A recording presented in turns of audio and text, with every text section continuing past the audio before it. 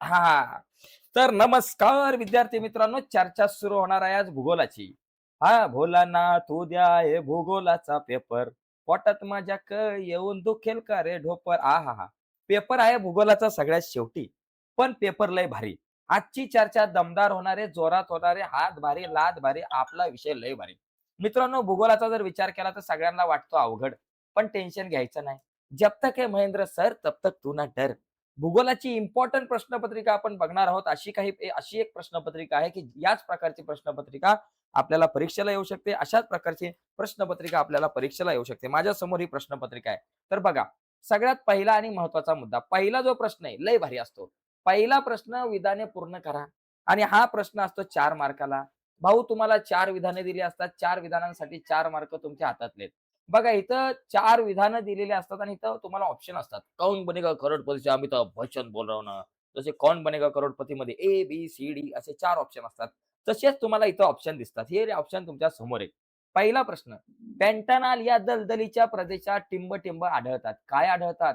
Condor आढळतं, गुलाबी dolphin आढळतं, गुलाबी डॉल्फिन आणि गुलाबी साडीवर नका जाऊ. गुलाबी डॉल्फिन आहे. साडी ऐकली असेल.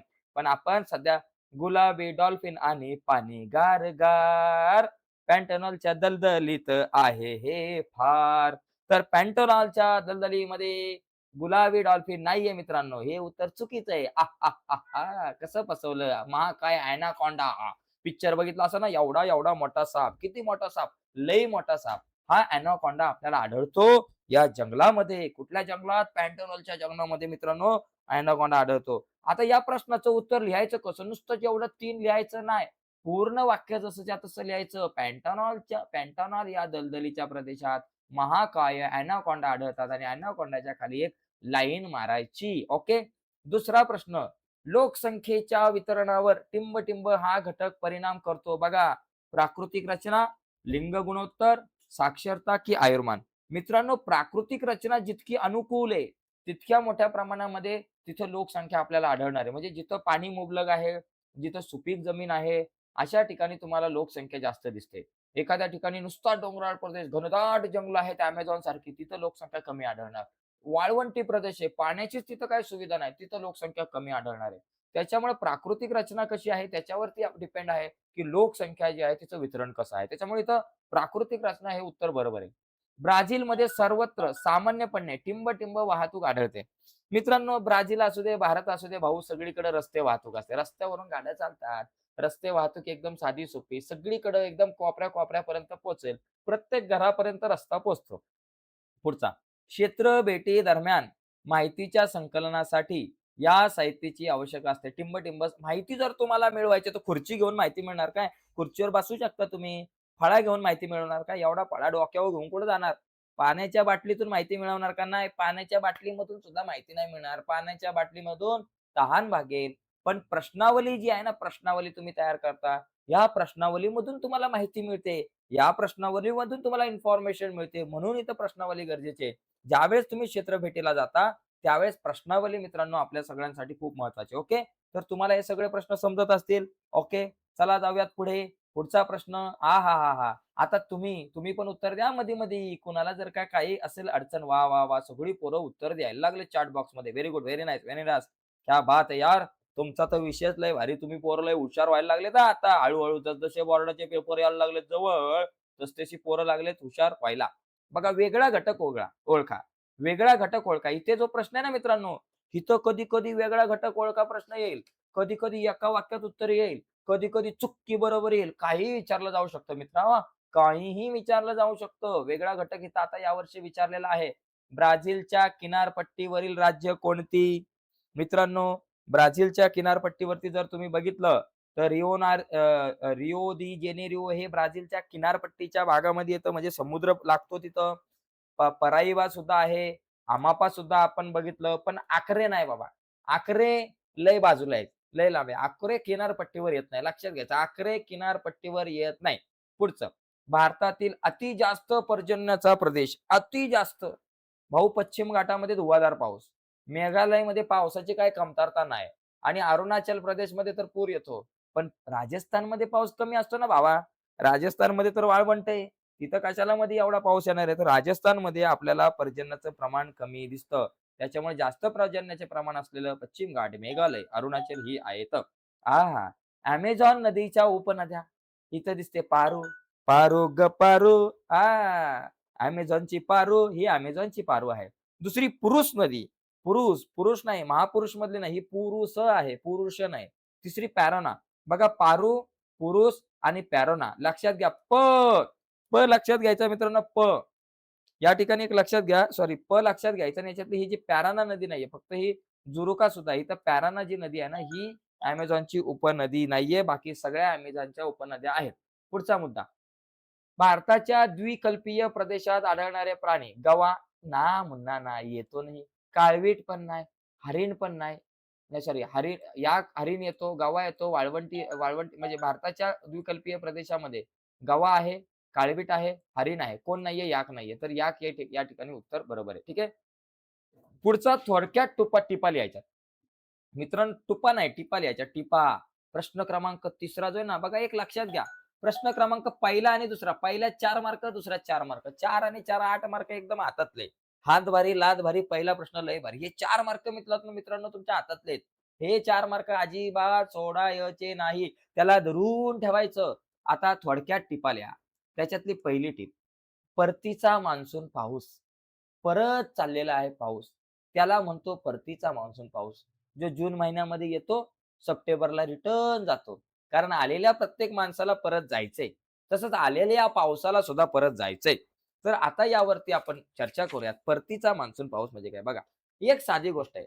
लक्षात घ्यायची नैऋत्य मोसमी वारे हिमालयापर्यंत आता नैऋत्य मोसमी वारे जे आहे ना, ते हिमालयापर्यंत वाहत जातात. हिमालयापर्यंत वाहत जातात आणि हिमालयाच्या ज्या शिवालिक टेकड्या आहेत आणि शिवालिक टेकड्या आणि हिमाचल रांगा आहेत ना, यांना हा सगळा वारा जाऊन धडकतो आणि धडकून तो परत रिटर्न फिरतो वारा. काय जातो? तो पश्चिम किनारपट्टीवरून जो आपला मान्सूनचा पाऊस येतो, जे मान्सूनचे जे वारे येतात, ते वारे पुढे जाऊन काय होतात? टेकड्या ज्या आहेत हिमालयाच्या, त्या शिवालिक टेकड्या आणि हिमाचल रांगापासून ते परत फिरतात. त्यांना धडकून ते परत फिरतात आणि त्यांचा परतीचा प्रवास सुरू होतो. ओके.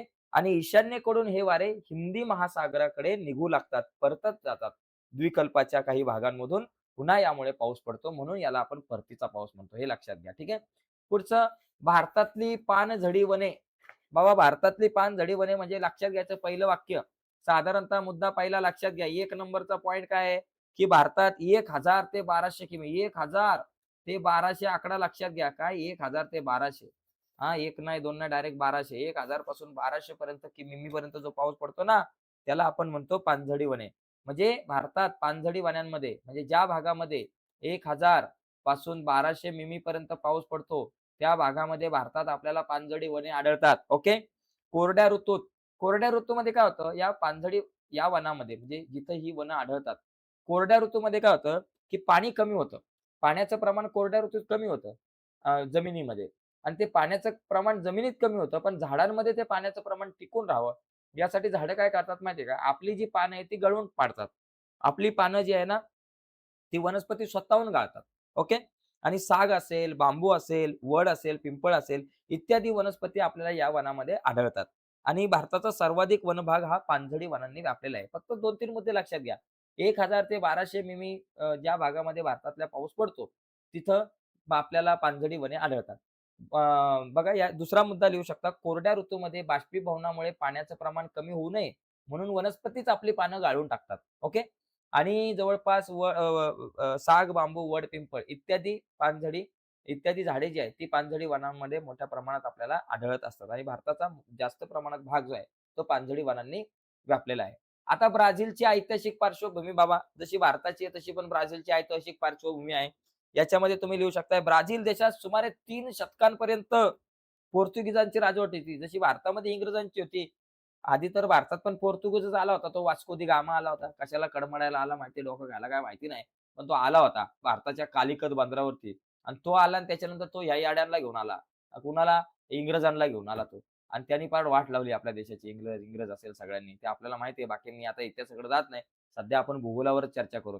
तर ब्राझीलवरती जवळपास 3 शतके म्हणजे 300 वर्ष भारतावर तर या भावांनी 150 वर्ष राज्य केलं तर परंतु या ब्राझीलवरती जवळपास 300 वर्ष हो, 3 शतकांपेक्षा अधिक काळ, 300 वर्षापेक्षा अधिक काळ पोर्तुगीजांची सत्ता होती. या देशात 7 सप्टेंबर 1822 किती? 7 सप्टेंबर 1822 मध्ये या देशाला काय झालं बाबा, एक स्वातंत्र्य मिळालेलं आहे या देशाला, आणि भारताला 15 ऑगस्ट 1947. आता 1930 पासून जर आपण बघितलं, 1930 पासून ते जवळपास 1985 या दरम्यान ब्राझील देशामध्ये लष्करी राजवट होती. साधारणतः 55 वर्ष एखाद्या माणसाचं आयुष्य आता सध्या असं असतं.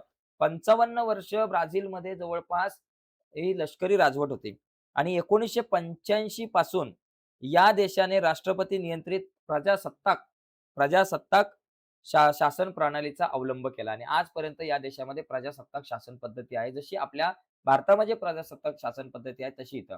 आकडे लक्षात घ्यायचे. पहिली गोष्ट, 300 दशकापेक्षा अधिक काळ पोर्तुगालचं साम्राज्य त्यांच्या देशावरती होतं. 7 सप्टेंबर 1822 ला हा देश स्वतंत्र झाला आणि 1903 ते 1985 काळात या देशामध्ये लष्करी राजवट होती आणि नंतर मग 1985 पासून या देशामध्ये प्रजासत्ताक निर्माण झालं, असं आपण लिहू शकतो. ठीक आहे. पुढचा मुद्दा बघू. मित्रांनो, ब्राझीलच्या नकाशामध्ये ही माहिती आपल्याला भरायची आहे. ब्राझीलमधलं सर्वोच्च शिखर, हां, फ्रान्सिस्को नदी, माराजा बेट, पंपास, विषुववृत्त आणि ब्राझीलची राजधानी. तर ही 6 गोष्टी आपल्याला 6 पैकी आपल्याला 4 घटक आपल्याला या नकाशामध्ये दाखवायचे असतात. तर या ठिकाणी एक गोष्ट आपण समजून घेऊयात मित्रांनो, ही जरा नीट समजून घ्या. नकाशाची तयारी करताना काय करा, एक नकाशा घ्या ब्राझीलचा. त्याच्यामध्ये आहे ना कुठल्या पण 4-5 प्रश्नपत्रिका घ्या. 5 प्रश्नपत्रिकेमध्ये जेवढ्या गोष्टी आलेल्या आहेत, जेवढी माहिती तुम्हाला ब्राझीलच्या नकाशात विचारली गेलेली आहे, ती सगळी माहिती त्या 5च्या 5 नकाशामधली काढा आणि ती सगळी एका नकाशामध्ये भरून टाका. पहिल्यांदा न बघता भरा. दुसऱ्यांदा परत सॉरी पहिल्यांदा बघून भरा. दुसऱ्यांदा परत बघून भरा. तिसऱ्यांदा परत बघून बघा आणि भरा आणि चौथ्यांदा न बघता ती माहिती भरायचा प्रयत्न करा. न बघता माहिती भरायचा प्रयत्न केल्यावर जवळपास तुमच्याकडून 70% माहिती पूर्ण होईल. जवळपास 30% माहिती राहील. मग नंतर परत दुसऱ्या दिवशी एकदा बघून भरायचा, एकदा न बघून भरायचा नकाशा. परत तिसऱ्या दिवशी एकदा बघून, एकदा न बघून भरायचा सगळी माहिती. जवळपास असं 2-3 दिवस केलं ना, 4 मार्क तुमच्या बाळांनो फिक्स होऊन जातील. ठीक आहे. तर चौथ्यातला अ जो आहे तो तुम्हाला 4 मार्क मिळवून देतो. त्याच्यामुळे नकाशामध्ये बऱ्याचदा रिपीट त्याच गोष्टी असतात. या प्रश्नपत्रिकेमध्ये तुम्ही बघितलं, या 6 गोष्टी आहेत. पुढच्या प्रश्नपत्रिकेमधल्या याच्यातल्या 2-3 गोष्टी रिपीट झालेल्या असतील. हे लक्षात घ्या. पुढचा आ प्रश्न लय सोपा. कारण आ म्हणजे सारेगामापा मधला आ नाही. तर ह्या आ मध्ये जर बघितलं ना, तर तुम्हाला इथं प्रश्नात उत्तर आहे. याच्यामध्ये भारताचा नकाशा दिलाय, जो तुम्हाला स्क्रीनवरती दिसतोय. काय बाबा? राष्ट्रीय महामार्ग आणि प्रमुख बंदरे आहेत. बघा, राष्ट्रीय महामार्ग दिलेत आणि प्रमुख बंदरे दिलेली आहेत. आता या ठिकाणी आपल्याला ही माहिती वाचायची आहे आणि या माहितीवरून आपल्याला प्रश्नाची उत्तरं. पहिलं, वरील नकाशाचे शीर्षक व उपशीर्षक काय आहे? बाबा, शीर्षक काय आहे? भारत. राष्ट्रीय महामार्ग व प्रमुख बंदरे. झालं ना बाबा? एवढं लिहायचं. भारत, राष्ट्रीय महामार्ग व प्रमुख बंदरे एवढं उत्तर लिहिलं, आपलं काम झालं. ओके. शीर्षक भारत आणि उपशीर्षक काय? राष्ट्रीय महामार्ग व प्रमुख बंदरे. दुसरा प्रश्न आपल्याकडे आहे, कोणत्या भागात मार्गाची घनता जास्त आहे? कोणत्या भागात रस्ते महामार्गाची घनता जास्त आहे? बघा, या ठिकाणी जर का तुम्ही बघितलं, तर उत्तर भारतीय मैदानी प्रदेशामध्ये बघा, उत्तर भारतीय मैदानी प्रदेशात जर का तुम्ही बघितलं, तर तिथे रस्ते वाहतूक जास्त प्रमाणात आपल्याला आढळते. पुढचा मुद्दा, पश्चिम किनाऱ्यावरील 2 बंदरांची नावे. पश्चिम कुठं? हा झाला तुमचा बघा, हा तुमचा पूर्व आणि इकडचा झाला पश्चिम. जिथं तुमचा अरबी समुद्र आहे, तिथं पश्चिम आहे. तर या पश्चिम किनारपट्टीवरच्या तुम्हाला 2 मैदानी प्रदेशांची नावं. तर इथे तुम्हाला सॉरी मैदानी प्रदेश नाही बाबा, 2 बंदरांची नावं लिहायची आहेत. तर याच्यामध्ये तुम्ही मुंबई लिहू शकताय. त्याच्यानंतर इथं तुम्हाला रत्नागिरी एक दिसतंय बंदर, इथं पणजी एक दिसतंय. त्याच्यानंतर इथं मुंबईचं दिसतंय बाबा. यांची पोरबंदर एक दिसतंय, कांडला दिसतंय बघा इथं घ्या. कांडला, पोरबंदर आणि मुंबई लिहा. या तिघांपैकी लिहा. ही जरा जास्त ॲक्युरेट तुम्हाला उत्तरं असतील. ठीक आहे. पुढे बघा. पुढचा मुद्दा. हे बघा, ही बंदर नाही बरं का. ही रत्नागिरी आणि पणजी बंदर नाहीये. चुकून माझ्याकडून झालं. बंदर म्हणजे बंदराचं चिन्ह दिलंय बघा. हे चिन्ह जिथं दिसेल ना, तिथं बंदर आहे. मी जरा झूम करून टाकतो. चष्मा लागल्यामुळे मला काय नीट दिसलं नाही ना बाबा. समजून घ्या पोरांनो. आपण झूम करू. झूम केल्यावर बघा क्लिअर दिसतंय. हे बघा कांडला. एक कांडलाच्या इथे एक दिसतंय. पोरबंदरला दिसतंय बंदर. हां, बंदर. हे एक बंदर दिसतंय. हां. हिंदीतलं बंदर वेगळं, मराठीतलं बंदर वेगळं. आणि त्याच्यानंतर अजून इथं कोची एक दिसतं बघा, कोचे. दिसलं का? चौघांपैकी कुठली 2 लिहा सपाटून मस्त एकदम. हां, झालं. आता पुढचा प्रश्न. पोरबंदर ते सिलचर महामार्गाचे नाव काय? भाऊ पोरबंदर ते सिलचर. कुठे गेला बाबा पोरबंदर? हे बघा पोरबंदर. आता याच्यामध्ये सिलचर. पोरबंदर ते सिलचर कुठे गेला बाबा? सिलचरला आता कुठे शोधायचं रे बाबा? पोरबंदर ते सिलचर पूर्व पश्चिम महामार्ग आहे बरं का. याला आपण पूर्व पश्चिम महामार्ग म्हणू शकतो. पोरबंदर ते सिंचल याला पूर्व पश्चिम महामार्ग म्हणतात. ठीक आहे. हा जो महामार्ग आहे पूर्व पश्चिम महामार्ग. ओके. आता पुढचा एक आपण या ठिकाणी महत्वाचा मुद्दा आपण बघूयात. पुढचा प्रश्न काय? कोलकाता जवळील बेटाचे नाव. हे बघा इथं कोलकाता आहे. कोलकाता आहे. आता त्याच्या जवळील बेट कुठलं? न्यू मूर बेट. इथं दिलं बघा न्यू मूर बेट हे दिलंय. ते न्यू मूर बेट लिहून टाका. झालं? त्याच्यानंतर 5वा प्रश्न आहे भौगोलिक कारणे द्या. इथं मित्रांनो तुम्हाला 5 पैकी 5 मार्क ॲक्चुअली 4च प्रश्न सोडवायचे तुम्हाला. 4 पैकी 4 मार्क मिळू शकतात. आता बघा भौगोलिक कारणे द्या. कारणे द्या म्हणजे जवळपास 3-3 मार्काला एक कारण आहे. जवळपास 3 ते 6 मुद्दे इथं आले पाहिजेत. पहिला मुद्दा काय? हिमालयात उंच भागात वनस्पतींची संख्या विरळ आढळते. विरळ म्हणजे काय? कमी. विरळ म्हणजे कमी प्रमाणात उंच भागामध्ये वनस्पती आढळतात. कारण ऑक्सिजनचा पुरवठा कमी असतो तिथं. म्हणजे बाकी इतर पण कारणं आहेत. बघा त्याच्यामधलं कारण तुम्ही काय लिहू शकता? पहिलं कारण काय लिहायचं? हिमालयाच्या उंच भागात तापमान लय कमी असतं. तुम्हाला माहिती आहे, लय कमी तापमान असतं. बर्फ पडतो तिथे. आणि काही ठिकाणी तापमान जे आहे ना, ते 0° पेक्षा कमी असतं. तुम्ही लिहू शकता, की काही भागामध्ये तापमान जे आहे, ते 0° पेक्षा कमी असतं. कमी तापमान असतं. आणि त्याचबरोबर हिमालयात उंच भागात सर्वत्र बर्फाचे थर असतात. सर्व काय असतात? बर्फाचे थर. बरोबर ना? बर्फाचे थर असतात. आणि त्याच्यामुळे काय होतं, की अतिथंड हवामान आणि बर्फाचा थर असल्यामुळं अ, हिमालयात वनस्पती मोठ्या प्रमाणात वाढत नाही. वनस्पतींची मोठ्या प्रमाणात वाढ होत नाही. कारण अ, अतिथंड वातावरण आणि बर्फाचा थर असल्यामुळे हिमालयात मोठ्या प्रमाणामध्ये वनस्पतींची वाढ होत नाही. आणि उन्हाळ्यात हिमालयातील तापमान जे आहे ते तुलनेने खूप जास्त असतं. आणि या प्रदेशातला तो बर्फ वितळू लागतो. आणि त्यामुळे हिमालयात उन्हाळ्यात हंगामी फुलझाडे उगवतात. परंतु हिवाळ्यात या वनस्पतींचा नाश होतो. म्हणजे उन्हाळ्यामध्ये हंगामी फुलझाडं येतात. पण हिवाळ्यामध्ये बर्फ पडल्यामुळे परत त्यांचा नाश होतो. त्याच्यामुळे इथं आपल्याला वनस्पती कमी प्रमाणात आढळतात. पुढचा ब्राझीलमध्ये उष्णकटिबंधीय वादळे कमी प्रमाणात आहेत. कमी प्रमाणात आहेत. उष्णकटिबंधीय वादळे कमी प्रमाणात. कारण इथलं वातावरण तसं आहे. जसं की अ, ब्राझीलच्या किनारी भागात विषुववृत्ताजवळ सर्वसाधारणपणे तापमानात फारसा फरक पडत नाही. म्हणजे बघा, ही वादळं केव्हा निर्माण होतात? ज्यावेळेस तापमानात फरक होईल. म्हणजे एखाद्या ठिकाणचं तापमान कमी असेल, एखाद्या ठिकाणचं तापमान जास्त असेल, तर आपण म्हणतो की कमी दाबाच्या पट्टा आणि जास्त दाबाचा पट्टा झाल्यामुळेच ती वादळं निर्माण होतात. म्हणजे जी वारे आहेत ते एका बाजूकडून दुसरीकडे वाहत राहतात. जर तिथे तापमानामध्ये फरक असेल तर. पण अशा प्रकारे ब्राझीलमध्ये आपण जर बघितलं, तर इथे तापमानामध्ये इतका फारसा फरक आढळत नाही. नॉर्मल ते टेम्परेचर राहतं बऱ्यापैकी. आणि या प्रदेशात वाऱ्याचे सातत्याने ऊर्ध्व-पतन होत असतं. ऊर्ध्व दिशेने जे आहे ते वहन होत असतं. आणि या प्रदेशात आंतर उष्णकटिबंधीय एकत्रीकरण विभाग व क्षीण स्वरूपाच्या एकत्रीकरण विभाग क्षीण स्वरूपाचा असल्यामुळे आवर्त निर्माण होत नाहीत आणि ते आवर्त निर्माण होत नसल्यामुळे तिथे वादळ निर्माण होत नाही. ठीक आहे. आता मी काय बाकीच्या प्रश्नाची उत्तरं सांगत बसत नाही, पण हे महत्त्वाचे प्रश्न आहेत लक्षात घ्या. याच्यापैकी तुम्हाला फक्त 2 प्रश्न लिहायचे आहेत आणि हे लिहत असताना साधारणतः 3 मुद्दे लिहा. म्हणजे प्रत्येक मुद्द्याला 1-1 मार्क तुम्हाला मिळेल. ओके. आता 6वा प्रश्न लय भारी आहे. 6व्यातला अ किंवा ब सोडवायचा असतो तुम्हाला. बघा, अ मध्ये काय दिलंय? सांख्यिकीय माहितीच्या आधारे साधा स्तंभालेख काढा आणि खालील प्रश्नाची उत्तरं लिहा. आता अ मध्ये साधा स्तंभालेख पण काढायचा आहे आणि प्रश्नाची उत्तरे पण द्यायची आहेत. बघा, पहिली गोष्ट साधा स्तंभालेख तुम्ही कसा काढणार? हा एक्स अक्ष, हा वाय अक्ष. एकदम सोपं आहे. आपल्याला किती बाबा 1, 2, 3, 4, 5, 6 या ठिकाणी गोष्टी आहेत. मग या ठिकाणी तुम्हाला 1, 2, 3, 4, 5, 6, 7, 8, 9, 10, 11 त्याच्यानंतर एक 12. त्याच्यानंतर इथं बाबा तुम्ही काय लिहिणार? 1961, 1971 त्याच्यानंतर 1971 झालं, 61 नंतर 71 झालं, 71 नंतर 81 नंतर 91 नंतर 2001 आणि नंतर 2011 ठीक आहे. त्याच्यानंतर इथं बाबा फरक द्या 20 10-10 चा फरक द्या. 10, 20, 30, 40 ओके. 10, 20, 30, 40 किंवा असं करा 5, 10, 15, 20 सॉरी 5, 10, 15, 20, 25, 30, 35 आणि 40 असं घ्या.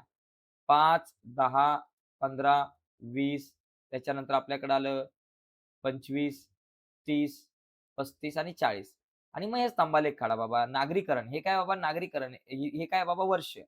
ही वर्षे आहेत आणि हे बाबा नागरीकरण काय दिले टक्क्यामध्ये. नागरीकरण शेकडा नागरीकरण आपण या ठिकाणी म्हणू शकतो. आणि प्रमाण लिहायचं. एक्स अक्षावरती नाहीतर वाय अक्षावर प्रमाण लिहायचं. 1 सेमी बरोबर 5%. मग आता 1961 ला 18%. मग तुम्ही काय करायचं 1961 ला 18% दाखवायचं. मी याच्यावरती नंतर एक स्पेशल व्हिडिओ बनवेल. काळजी करू नका.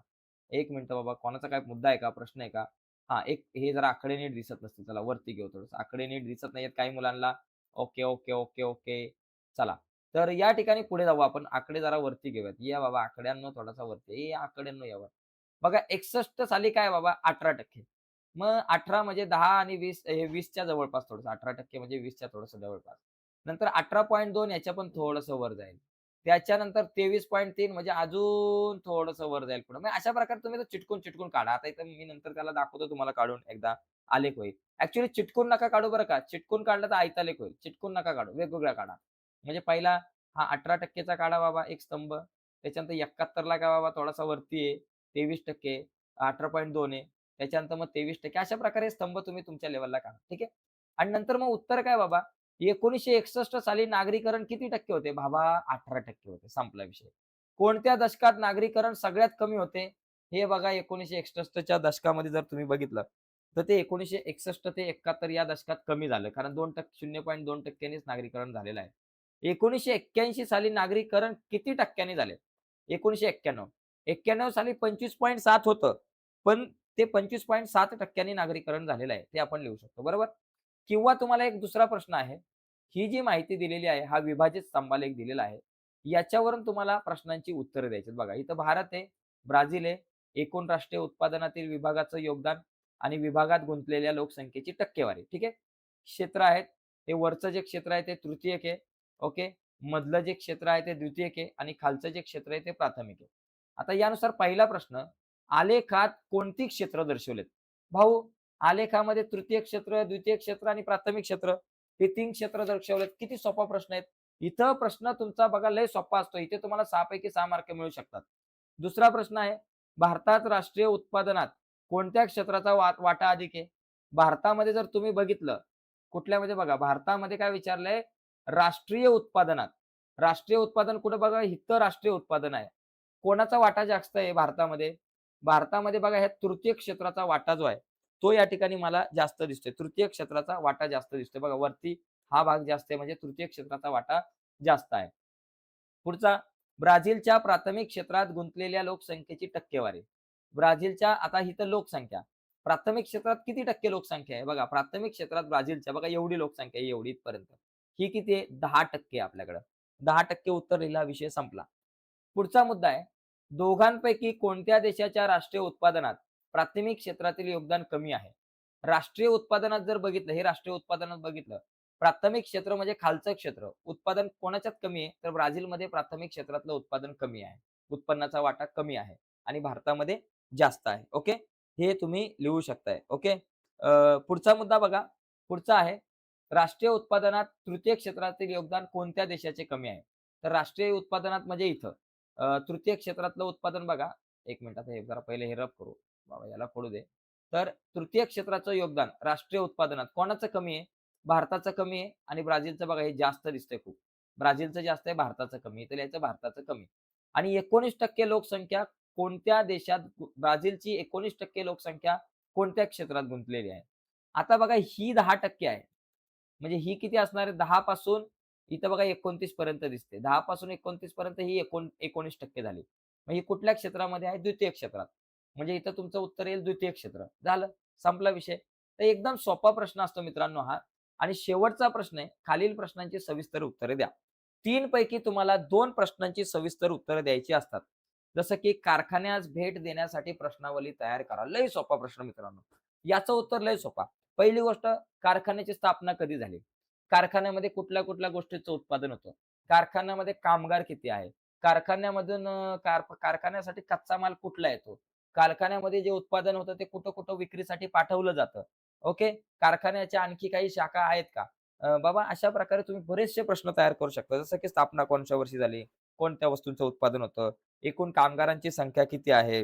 त्याच्यानंतर कारखान्यातील वस्तूंच्या उत्पादनासाठी कोणता कच्चा माल लागतो. या सगळ्या गोष्टी तिथं तुम्ही येऊ शकतात. एकच मिनिट, एक फोन आला. सर नमस्कार. हां, आले का तुम्ही? हां, तिथंच आहे 5व्या मजल्यावरती आहे तिथं फक्त. मी येतो बाहेर. हां, okay. Yes, yes, yes, yes. जरा लेक्चर चालू आहे. 5 मिनिटात संपवतो आता. हां, ओके, ओके. येस. तर मित्रांनो आपण शेवटच्या प्रश्नाकडे आलोय. लय भारी. कारखान्यास भेट देण्यासाठी प्रश्नावली तयार करा. तर असे सोपे प्रश्न तुम्ही पण तुमच्या लेव्हलला खूप चांगल्या प्रकारे तयार करू शकता. एकदम सोपं आहे. पुढचा बघा ब्राझीलच्या किनारी प्रदेशाची माहिती लिहा.